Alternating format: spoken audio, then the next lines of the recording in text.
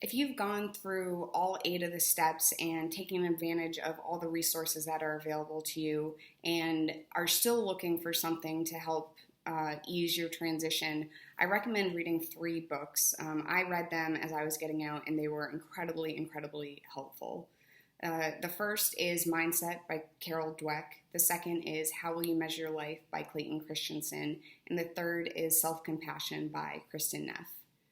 Mindset is a psychological book, and it's written by a woman with her PhD, and she talks about the idea of fixed and growth mindsets.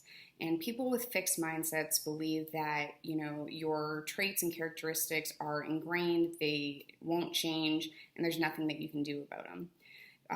People with the growth mindset see everything as a skill and believe that skills can be improved with time and effort. And so they look at the world as full of opportunities and really enjoy learning and see failure as a growth opportunity rather than an indictment of their character.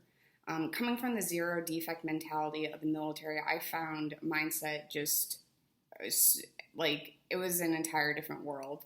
And it really set the stage and laid a solid foundation for me to leave the military and be in a good place. How Will You Measure Your Life by Clayton Christensen. It's a pretty quick, easy read, and it basically just talks about, at the end of your life, what is important? What are you going to care about? And it talks about his own experience. And it's just, I really recommend it, especially as you're leaving the military. You go from having, you're told what's important, you're told what the priority is, you're literally told what your values are. And so as you transition into the civilian world, kind of thinking for yourself and figuring out, well, what's important to me can be really helpful. And then the third one, Self-Compassion by Kristin Neff. I am sure some of you are like, what? This is that's ridiculous. That's so froofy. But honestly, we're soldiers and airmen, but at the same time, we're humans, and humans need compassion and empathy and gentleness.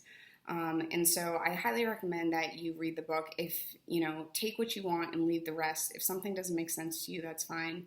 But it just talks in a very practical way, what the importance of self-compassion is and how to practice it.